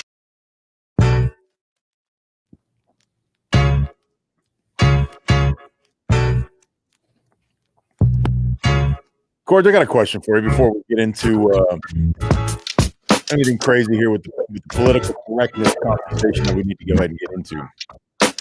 Obviously, yesterday, what happened at Capitol Hill with the storming of Capitol Hill, I watch that and I see that, especially on social media. And I'm I'm wondering to myself, is that person going to get fired? Like the ones that get caught on camera, that obviously pictures or still photographs are taken of. And then, of course, Billy Corbin, who hates everything there is to do about Republicans and everybody else. Who we had on our first show yeah, here, Billy's Corbin. been on. Yeah, Billy loves it. Billy loves it when we get a couple cocktails in us and we start talking. Oh, yeah. He actually posts, and he's been posting quite a bit about it. And there's a gentleman apparently in Sanford, Florida. He's a firefighter, and he's on leave right now with pay because he got caught on camera participating in yesterday's Capitol, I guess you can call it. I don't know. What were they referring to it as? Like a revolution, I think. Yeah. There was a lady on there that somebody sent me that over the Capitol. Yeah. They sent me this, and it's kind of funny to me. And the reason why I'm giggling, laughing about it is because there was a comparison of like Frank the Tank from, what's that movie called? Old School, where she's just, like whether you call her Karen or whatever, I don't even know, but she just got sprayed with mace and she's upset that the fact that she got maced, and the camera asks her, what's the matter? What happened? And she's like, I got maced. And they were like, oh, how'd you get maced or why? I got like 2 feet in the Capitol. And they maced me. Like, can you believe it? And I'm sitting there, I'm watching the video, and I'm just like, is this really happening? Is she really upset that she got maced at the Capitol? And then she goes, I got maced. And the guy goes, well, what were you doing in the like literally, what were you doing in you're not supposed to be in the Capitol, number one. What were you doing in the Capitol? And she goes, it's a revolution, man. And that's when I started giggling about, we're going through the quad, through the gymnasium. Frank the Tank. We're going streaking, so the comparisons of Frank the Tank were incredible, number one. But I'm concerned about the amount of people that are going to be ostracized or criticized or losing jobs because they traveled to storm the stairs and obviously breach the doors of Capitol Hill. As an employer or as a company owner, would you really honestly receive a lot of backlash if you've employed a person? And this might sound ignorant or whatever you want to call it, but for instance, if I'm a business owner and one of my employees got caught on camera storming the Capitol Hill, whatever, would I be upset that if they were supposed to be working, then yeah, I'd be upset. If they were doing this on their own time and their own leisure, I really don't care. You know what I mean? Well, if they're not a representation of me. Well, if you had an employee that broke the law, would you be upset as an employee that he broke the law? I mean, that's I think what it I don't know, like how bad of like law breaking are we talking here? Like to be perfectly honest, speeding, yeah, no, like right. Okay, DUIs. Trust me when I tell you, I think everybody that watches this, hears this, is comfortable on saying that we've all escaped a few bad situations before in our lives. We've all been like, because I come from Canada where there's a zero tolerance policy now. Like you can't even have nothing on your breath for alcohol and be driving a vehicle. You're done. You'll get a DUI immediately. So to say that you're not the guy that drives home after a couple beers, I think you're number one, you're lying through your teeth, or you've had a couple cocktails, but you're good enough to drive. It is what it is, whatever you think it might be. But if you got pulled over and I imagine you blew into a breathalyzer, which, information to be fact nugget, don't ever do that. Don't ever submit yourself to a breathalyzer. Go to the jail. Let them take you to jail. Chances are you might sober up by then. Sounds like you know a lot about this. We have NFL meetings about this. We're instructed by attorneys to do this every year. Really? Oh yeah. Don't ever subject yourself to a drunk driving test. Don't ever subject yourself to, walking the lines. Don't ever subject yourself to blowing into a breathalyzer, because instantaneously they have evidence. You have evidence that you were drunk or you're guilty of being drunk or whatever it might be. Take your time, maybe argue a little bit, have a conversation with the officer, whatever it might be, in order, because I just noticed one of the running backs for tickets to the next game. Whatever you sign a ball, sign a helmet, hey man, I'll hang out with your kid for a day, teach him something. Sure. Because I just noticed that one of the not Oakland again, I keep saying the Oakland Raiders, but one of the Raiders running backs who just came back from their final game, got a DUI that night, fresh off the plane, and I always wonder how that happens. Obviously, you drink on the plane, you get a little dinged up. But I'm kind of wondering in terms of how much repercussion could you possibly have if Well, here's what you're storming the hill. Well, here's what I say. Everyone was outraged at what happened yesterday. I mean, it wasn't. It looks really bad for the American. Like, it looks really. Trust me, the Canadians back home are giggling, and my brother always sends me texts about how effed up America is nowadays. Right. That he goes, like, he'll say something. Hey man, I watched your show. Cool show. By the way, America, like hashtag America. He's obviously mocking. Right. And for somebody north of the border, who we got our own demons to be battling up there, but literally the United States is a laughingstock right now throughout the rest of the world. Like, they really are. People here, and I think a lot of people here don't seem to realize that. Like, first of all, we're hated number one everywhere we go, no matter what. Anywhere that I'd go do business, I would constantly tote Canadian stuff. Canadian hats, Canadian shoulders, patches. My backpack would have a maple leaf on it, because I was literally more concerned and worried about what the outside world thought about an American. The arrogant, think we're entitled to everything. Because I did a lot of business in Russia. That's a bad place, obviously, for an American. I had a waitress tell me, because I asked her what kind of meat this was, and she said, meat Amerikansky, like, mad at me. And I was just like, Christ, I'm just asking what kind of cut of meat this is. Like, relax, don't get mad at me. And I was like, by the way, I'm Canadian.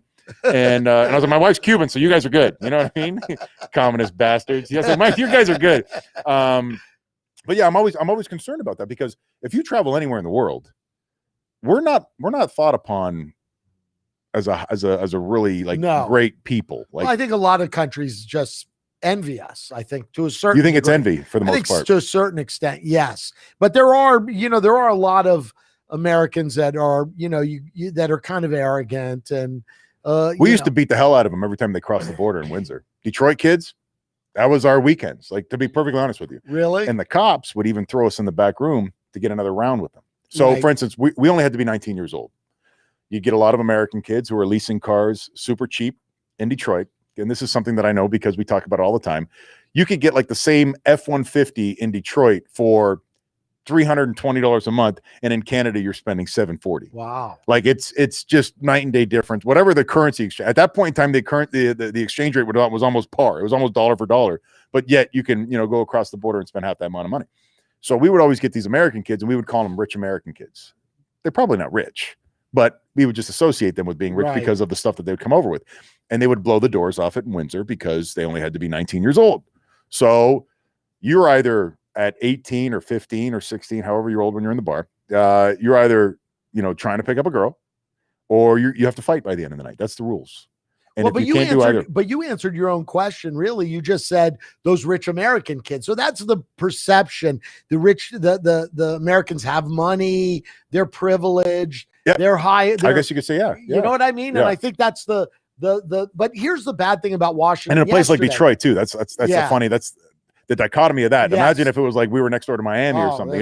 Wow. It'd be incredible. But China, the government of China put out a tweet yesterday that likened what happened in the protests in the US to what happened when they took back Hong Kong.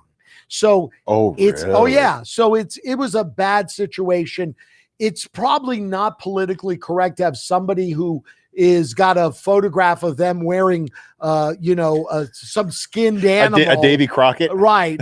Davy Crockett with horns with no shirt on. Probably not going to be good. Probably not too good for your business to do that. Yeah, that guy might be 3 sheets to the wind, and you might not want that as an employee. But like, for instance, the firefighter that's standing, if you look at Billy Corbin's, the firefighter that's standing underneath, I think it's Nancy Pelosi's area of Capitol Hill for some apparent reason. I have that there, pointing at the Nancy Pelosi picture. Yeah. I've seen it. The firefighter from Sanford. Yes. He's on paid leave right now. So, like, does that firefighter have a bunch of backlash? And in a place like Sanford, he's going to get a bunch you know, of backlash. Sanford Mims ain't exactly the darkest place in Florida, if you know what I mean. Like, that's pretty redneck. That's pretty old school white people Florida in Sanford Mims. So, who's John Fain? Jeff Fain. Oh yeah. There's like Aaron Walker, 40 Gator tight end. Yes, he's from Sanford Mims. I think Todd Johnson's from over there, Florida Gator. And there he is, Murphy. Oh my gosh! But here, let's equate it back to sports for a second. So this happened yesterday in Washington. Like, and all these people exist. It's crazy. And all these sports teams today were issuing apologies online. Yeah, I don't understand that. I'm not sure why they would feel compelled to issue apologies. I like the fact that well, here's the reason why I think a lot of people are correlating this with the Black Lives Matter marches, where police violence was instilled upon some of the quote unquote protesters. And a lot of the teams and leagues were saying we still have a long way to go because thousands of white people just busted into the White House and not one bullet was shot, or not anybody was coming out bloodied, kind of thing. You know what I mean? Right. And I think that's what they were referring to when it came to, in sports, we still have a long way to go to try to find this equality that we're all searching for. You know, I think that's what they're highlighting, but I still don't understand the need for the apology. Why does professional sports, and I know they might want to be in the forefront of this because the amount of culture that's involved in sports, the amount of mixed races that it takes. But one of the smartest things that I've ever heard was one of the players say this, and this happened last year when this all started up after Floyd died or was killed. He said that in a group of men, out of 80 men that are from all different backgrounds, races, skin colors, beliefs, religious or elsewhere, they're all trying to achieve a common goal. And that skin color stuff or that race stuff really goes out the window. And it couldn't be more evident. And it made me think back to the Miami days where it can't be more evident of a truth of you don't have time to hate somebody. You don't have the wherewithal to be worried about what somebody looks like or where they grew up or all that other stuff. You just love what the dude can do to help create a common goal with each other. Like it didn't ever come down to what race that person was. You know, that's the beauty of sports. I want to talk about that a little bit more in a second, because really that is the beauty. That's the beauty of sports right there. It doesn't matter what color skin you are.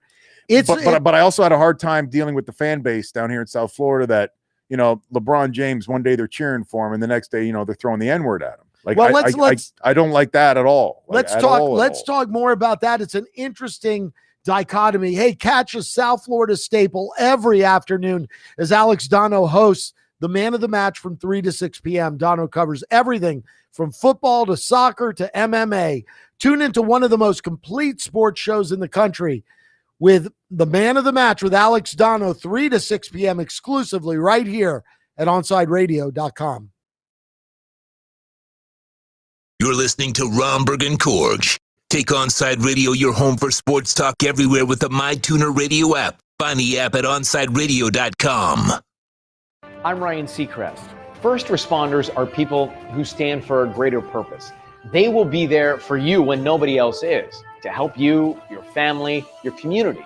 This is their selfless promise. This is their sworn duty to protect, to serve, to help. They put themselves in harm's way for us. They come to the rescue at times when we need them most. First responders are making enormous personal sacrifices to keep showing up for us and fighting the good fight. Nearly 70% of all firefighters are volunteers. That means when they get injured or quarantined, they may not have a way to pay their rent or keep their family safe and fed. No matter who you are or where you live, when you call 911 and ask for help, first responders show up. Now, let's show up for the people who show up for us every day and every night. Go to firstrcf.org and make a difference today. For over 20 years, Mr. Glass has been committed to the safety and satisfaction of our clients. Our products are the culmination of innovative engineering, aesthetic appeal, and the highest levels of quality. Through our legacy, Mr. Glass strives to impart the true meaning of quality, service, and sustainability to new generations. Reputation, experience, and trust is why clients choose Mr. Glass. Live the future now. Locate a dealer near you today. Hello, Inter Miami CF fans. Download the Drink AR app and play inside a first-of-its-kind virtual soccer stadium, hosted by Bodega Trevento and Inter Miami CF, and celebrate your passion for soccer from the comfort of your own home. Find the download links on our Instagram account at Treventus and get our wines delivered straight to your home with a discount for all Inter Miami CF fans. Discover Trevento, a shared passion.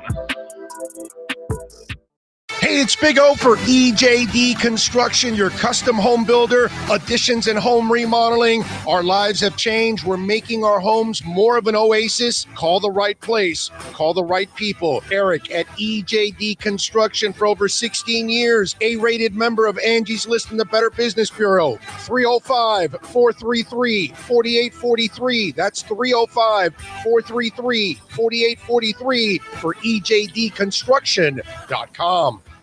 My daughter is Marina. Marina has a rare form of children's eye cancer, retinoblastoma. Her doctor sent us to a specialist, and then the specialist sent us to St. Jude.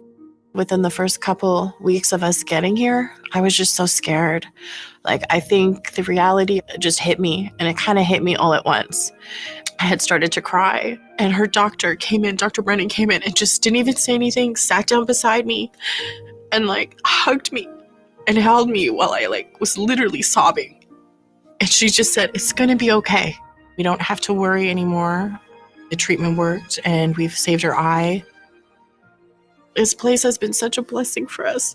There's no way we could have paid for treatment back home if we had to. We can come here and we can just solely focus on taking care of her and helping her heal. Finding cures, saving children. Learn more at stjude.org. Every 2 minutes, a woman in the U.S. is diagnosed with breast cancer. And in that moment in time, her life changes forever. We're fighting alongside patients because we know one moment can change a lifetime. She's kind of a big deal. Some people like to say it's only because of how she looks. She sticks her tongue out a lot. But there's just something about her that makes people do crazy things, like get tattoos of her face or wait in line for hours just to say hi. Lil Bub is a 2-year-old cat, an Instagram celebrity with a following bigger than some 90s television stars. And it all started because she was adopted. You can't buy a best friend like Lil Bub, but you can adopt one. Help us save them all at bestfriends.org. Welcome back to Romberg and Korge. To reach out to the guys, send a text to 844-416-8123. That's 844-416-8123. This is Romberg and Korge on Onside Radio.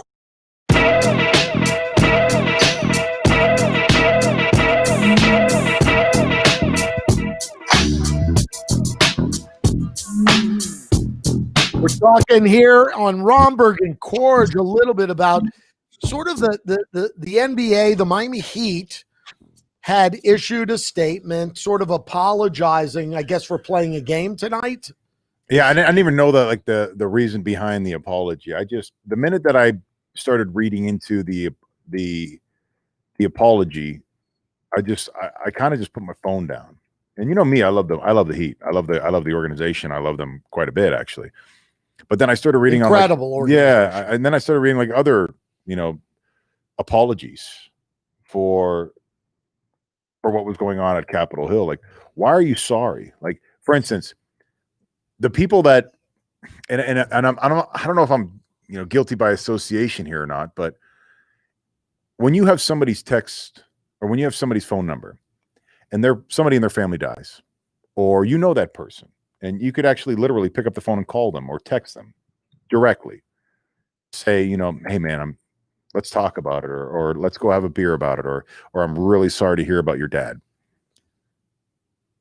Instead, you want to go ahead and reply on a social media platform and say, hey, prayers up, or thinking about you, or, it's just people constantly looking for either confirmation or affirmation, or just want everybody to know that they're sorry, or make it about them. To be perfectly honest with you, I think a lot of this is people just trying to deflect attention from what's really going on and trying to make it about them. I'm not saying that the Miami Heat are trying to make it about them, but I'm talking about those kind of people that instead of saying or calling and talking to somebody like we used to do it, they want to let everybody else know that they're sorry. Has nothing to do. They're not really too concerned about, you know, the person that's going through the traumatic situation. They want to make sure that everybody else knows that they're feeling super sad about that situation that's going on. So you think a lot of players do it because of that reason? Hell yeah. You honest to God think that there's a lot of NFL football players, white dudes in particular, that really want to sit there and take a knee, or they just don't want to be looked at sideways? Like, that's why I think, perfect example. I know the situation that happened with Drew Brees. I know the whole backstory with Drew Brees. I know the conversations that he had on the side with everybody, obviously being part because of Vilma. You know, I know that there was a conversation that was had between them. I know that there was a couple other conversations where they ended up making Drew Brees see something through other people's eyes, which is what Drew did not see at the point of time, because he was so passionate about the military. That's his passion. That's his family. That's his love. But it had nothing to do about the military. But you don't understand that, because Right. that symbol for you is so associated with military. Yes. You grow up thinking that your whole life, that is the symbol of, in God we trust. That's my family's motto. That's our creed. We sacrificed for that thing.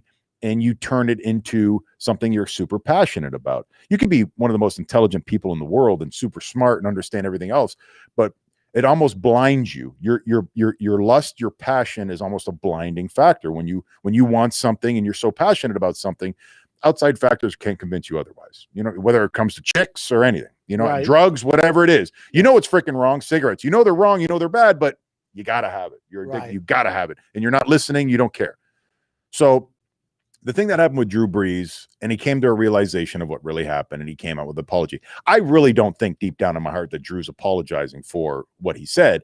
I think Drew's apologizing for Public relations purposes. Yep, that, and the fact that he was sorry for being oblivious to what everybody else was seeing. I think that's really what it was at the end of the day. But Drew still feels probably the same way that he did before. Like, he still probably won't or doesn't want to But take that but knee. he probably realized he wasn't being empathetic, True. right? Very true. Which he But probably why does Drew need to be empathetic about it? Right. Is my question. Like, Gotcha. if you think that and you believe that, okay. I'm not asking you to stand for the flag. Yeah, but let's say, because you bring up a great point. This is a great debate here. What if Drew Brees decided, you know what, the hell with you guys? That's how I feel, and I'm going to stick by that. Would have it affected Then he's getting peppered. his relationship with the Michael other Thomas in players, particular? whoever? Probably. I know all my relationships with all my buddies were kind of weird. Really? Oh yeah. Even though I'm like one of the coolest dudes around, I had multiple conversations with guys that. Well, when you're Twisted Teal and sex appeal, yes, you are one of the coolest dudes around. No question about it. But I wanted to get the heart of this thing. Like, when this went down, watching that man get killed in front of a lot of people by a cop who almost had a sinister grin, I was like, holy smokes, this is not going to be good. And I came on the radio the very next morning and I said, you better get ready for the athletic world to erupt. And again, much like COVID, where nobody thought it was real until a basketball player got it. Once the athletic world made their stance on what was going on, that's when everybody started following in suit with it, because people love sports. You know, people are going to conform. Isn't that in a way a good thing? Here are these athletes. Look at LeBron James, for example. LeBron James has a platform that is to tens of millions of people worldwide. Yep. He speaks to them on Twitter. He speaks to them on and he does so many things throughout the community and throughout the world Amazing. that are charitable, like that people don't even know about, that he just does. Right. And after the George Floyd incident, he started an organization that I believe I've read had an impact in getting registered voters, over 4 million people in America to register to vote. That never voted before. That had never voted before. Now, I look at that and I say, wow, instead of just being, and don't take this the wrong way, just this dumb jock that gets the shut up and dribble theory. Yeah, shut up and dribble. That gets his paycheck and does what these guys, and it all was bred, from Muhammad Ali in the 60s. Yep. And Muhammad Ali brought athletes with him like Jim Brown. I remember watching that video. And Kareem Abdul-Jabbar and others. He brought them with him to say, hey, we are athletes that have an incredible platform. And the Olympic guys as well. Right. Yeah. And so why aren't we using these platforms, our largesse, if you will, to enact social change? There's been problems in America since the Civil War, since Reconstruction, when they gave up on Reconstruction to make a deal with the election in 1860. And started Jim Crow in America. So that started Jim Crow that exists to today to one degree or another. I mean, Jim Crow not, but still that same mindset. So I sort of like, to me, it is very gratifying to see athletes involved in the process, trying to make a difference beyond just dribbling the basketball, getting their paycheck, and going to strip joints and throwing money in the air. Okay? I agree with you 100%. And some people can argue about the LeBron James thing and like the whole China, when China was throwing in their uproar about, basketball and not being able to go over there and make money and play over there anymore. That's when, there was a lot of mouths that were silent in the NBA as well. And I get it. You want to pick your poison. I understand. Fix what's going on wrong here at home. I'm a firm believer in that. You stop worrying about other people's countries and stop, sending millions and billions of dollars overseas to try to help them out, when we got enough problems here at home, and help us out. I'm okay with that. I kind of agree with that theory. And quite a bit. sometimes, you know what, Brett? Sometimes it's not just about money.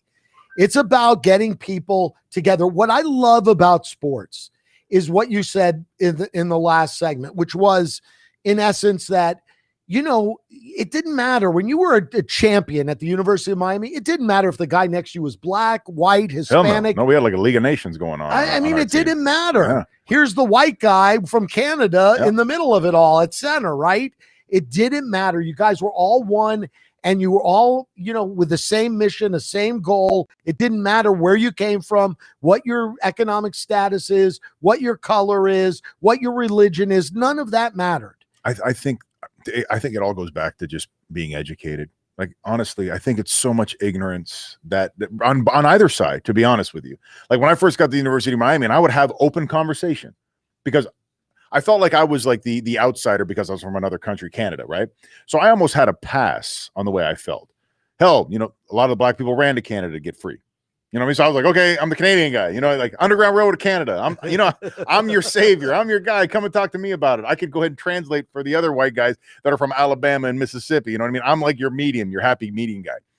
And still to this day, I have those open conversations because, first of all, I find it repugnant when people start using the N-word all the time. It is repugnant. And I can, when people say it and then they see my facial reaction to it, I kind of go like, and then they automatically, they're like, I know you don't like that word. And I'm like, well, yeah, I don't like it. I don't think you should like it either. But don't you hate the fact that, African Americans use it amongst themselves? I don't care. I really don't care. You could use whatever the hell you want to use. It doesn't bother me one bit. I'm not the guy that says I should be able to say it too. I'm not that guy. I don't need to say it. Like in the way I talk, I don't need to say that word. I think it's a malicious word. If I'm saying it, I'm using it maliciously. I'm not using it to like be cool and talk about my buddy, like, at all. Like, that's why you got buddy in the convenience store on social media being like a whole straight up meme now with Dabo Sweeney and the Ohio State getting smoked with a can of whatever the hell it was at that convenience. Yeah, like that guy got lit up talking about, dude, I don't hate you, dude. I'm from around the corner. Like, dude, stop using the damn word. You've been warned multiple times now. Right. You know what I mean? He gave him multiple warnings. So yeah, I'm just one of those guys that I like to educate. You know what I mean? I'm not educated about it myself. That's why I continuously have these conversations.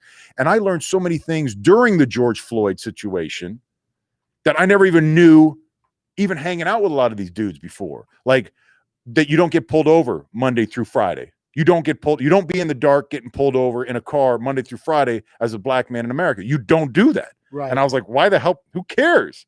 And then I learned, you get told that as a kid. Don't ever, because they're not going to remember what you did on Saturday or Sunday. So heaven forbid in the middle of the week you're getting pulled over. Don't practice your yes sir, no sir, hands on the wheel right away. Put all your stuff on. And I'm just like, I never even knew this existed. Like, ignorance is bliss, right? And part of the reason why, if we don't know, we don't want to know kind of thing, we almost turn a blind eye to it. I don't know. I'm one of those people that I think the more and more we talk about it, regardless of whose feelings get hurt or who gets upset about it, the more that it's out there and more people that are aware about it and understand and be like, damn, it's like that. Like once you realize are you kidding me? Like you can't even do that, or damn, you're getting stereotyped that like it's that bad.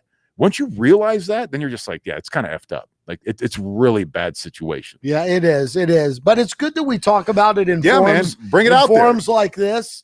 Yeah. Because it's what needs to happen. Educate yourself. We need to educate ourselves and yeah. talk about it. Well, both sides of the fence now. Both sides. Because I know a lot of black people think white people stink and they're dirty. Just saying. That was all the brothers smelled like cocoa butter in the locker room at Miami. They were like all super clean and showered up, and they thought we were nasty as hell. They thought white dudes were stinky and nasty and don't clean themselves. Well, so, if you're called twisted teal and sex appeal, we're educating on both sides of the fence here, baby. You know what I mean? Well, hey, every Saturday at 11 a.m., soccer fans can connect with Austin Robillard and Red Card Radio. From the Premiership to the MLS, catch up with your favorite team, including our very own Inter Miami CF. Listen to Red Card Radio every Saturday from 11 a.m. to noon with Austin Robillard exclusively right here at OnsideRadio.com. You're listening to Romberg and Korge. Take Onside Radio your home for sports talk everywhere with the MyTuner Radio app. Find the app at OnsideRadio.com. I'm Ryan Seacrest. First responders are people who stand for a greater purpose. They will be there for you when nobody else is, to help you, your family, your community. This is their selfless promise. This is their sworn duty to protect, to serve, to help. They put themselves in harm's way for us. They come to the rescue at times when we need them most. First responders are making enormous personal sacrifices to keep showing up for us and fighting the good fight.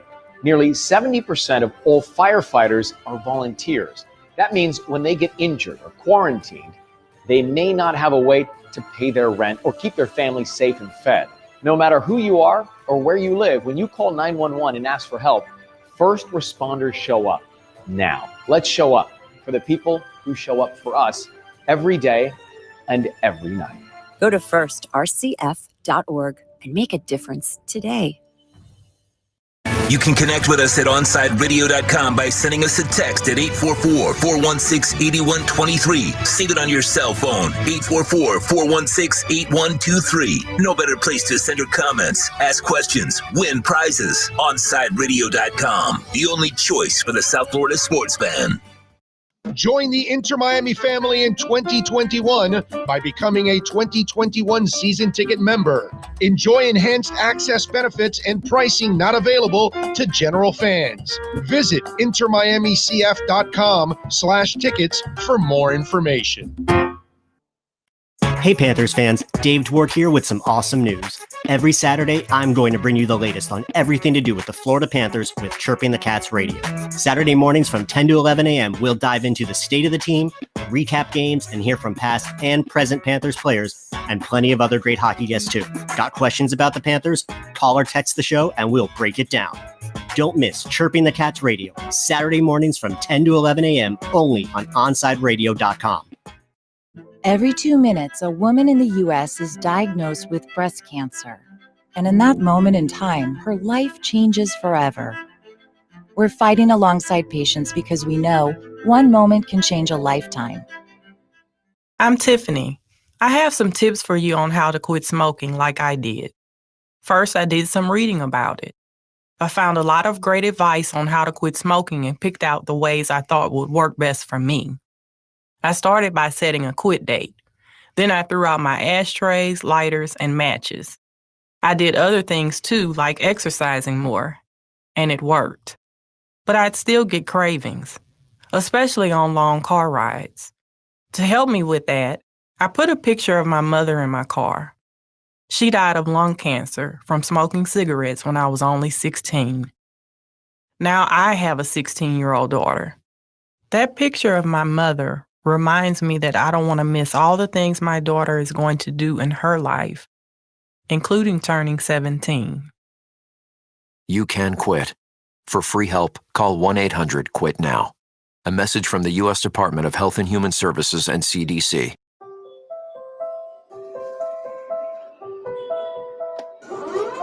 We live in challenging times, and we understand you have questions about how you're going to take care of your family and yourself. Well, you can trust the Publix is doing everything possible to help. Our stores continue to be open. We're busy restocking as quickly as we can. But please remember to think of others as you shop for the week ahead. This will give your friends and neighbors the opportunity to get what they need as well. Our supply chains are strong, deliveries are being made throughout the day, and our associates are here every step of the way. It's not always going to be perfect, but together we'll make it through this. So let's be safe. Let's be calm. Let's be kind. Visit Publix.com for all the latest information. Listen to OnSideRadio.com anywhere by downloading the MyTuner Radio app in your app store. Or go to MyTunerRadio.com on your web browser. OnSideRadio.com. South Florida sports leader. Welcome back to Romberg and Korge. To reach out to the fellas, dial 888-441-4623. That's 888-441-4623. Here's Romberg and Korge.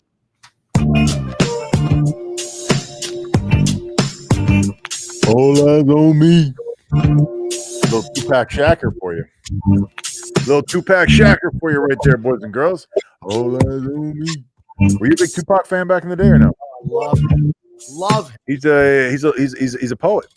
He really is. Really was incredible. Incredible. I don't think to be perfectly honest, now that I look back, there wasn't one dude that I've ever played with that wasn't a Tupac fan. How could you not? Like not one. Like, Wu-Tang was pretty big at one point in time, but guys are like, man, F Wu-Tang. And then you had like Notorious B.I.G. Some guys like, no, not a fan, or KRS-One or Too Short or whatever. Nah, not a fan. Everybody had like their own little. Not one dude would ever say, nah, Tupac sucks, man. And that Jack the Rapper convention I was telling you about yesterday, Tupac appeared at the Jack the Rapper convention. Oh yeah, I mean I wasn't there, but he appeared. All those guys appeared at those conventions. That's amazing. Yeah, it was something else. So tomorrow, the Romberg and Korge show is going to be the Romberg and Romberg show. And baby and Tommy show. 2-finger takedown Tommy. 2-finger. I think we're gonna change that name to 2-finger takedown Tommy. I like it. Tommy 2-finger takedown. Tommy 2 fingers. But I was very That's impressed. what they call you at BT's anyway. Yeah, something like that. A lot of places they call me. I bet they do. I was very impressed during the break earlier in the last hour, the Dusty Rhodes imitation. Can you give us at least that was Hard times, daddy. Hard times, daddy is when they go ahead and give a man a watch and kick him in the butt and tell him to go home after 35 years of service, daddy. Hard times, daddy. And this dude would spit and he was so greasy and so nasty, and he always had like dark circles under his eyes. But God bless Dusty Rhodes, man. Like that dude was. You want to talk about like a theatrical performance, and then the more and more I kept watching Macho highlights. Oh my God, I never liked Macho because I was a Hogan guy. Yeah, right. So. Oh yeah, when it comes through on the other end, brother, yeah. And I used to get like all excited about him. Like he was good. To go to the top and back down again. Yeah. I used to be all about him. And then I watch more and more highlights now because Craig Minervini, who does the Florida Panthers, we're going to get like Jovanovski and a couple of those other guys on, a couple of the boneheads, Minervini and those guys who do the Florida Panthers, and we'll get them on and we'll relive some of those stories. But watching Minervini, watching Mean Gene, don't interrupt me, Mean Gene. Like I got something to say over here. Yeah. Like, and then, yeah, everything was finished with the yeah. And then like everything became savage. So when Manny signed up at the University of Miami, like Manny Diaz, everything that he was doing was like kind of next level stuff. It was like showing up on a yacht, doing like these recruiting trips things. And I was like, dude, that's savage. Like that's super, because everybody was calling everything that was cool, like super savage. And then I was like, wait a minute, Macho Manny Savage. So I started like the Macho Manny Savage campaign. Oh, that's wonderful. So I actually had DJ Williams, my buddy who has Dime Life, former Miami Hurricane, do a Macho Manny Savage t-shirt. I don't know if he ever released it to the wild or not, but he had his artist do up a shirt, and it's Manny with the bandana and those glasses. And it became a thing. Like people would show up at the stadium as like Macho Manny Savage. And it was really, really cool, really funny. But if you ask Manny, like when Manny comes on, Man, he eats it up. He loves it. Every time. Dude, I got a little Dusty Rhodes short version of Hard Times right here. I found it. You got the Hard Times, Yeah, Daddy? I got it right here. Here we go. Talking about Hard Times. Hard times on Dusty Rhodes and his family. You don't know what hard times are, Daddy. Hard times are when the textile workers around this country are out of work. They got 4 or 5 kids and can't pay their wages, can't buy their food. Hard times are when the auto workers are out of work and they tell them go home. And hard times are when a man has worked at a job 30 years. 30 years.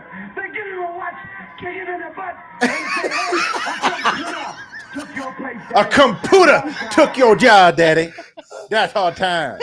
You know, they were right. You would have made an excellent wrestler. I mean, you have that theatrical sort of gene in you.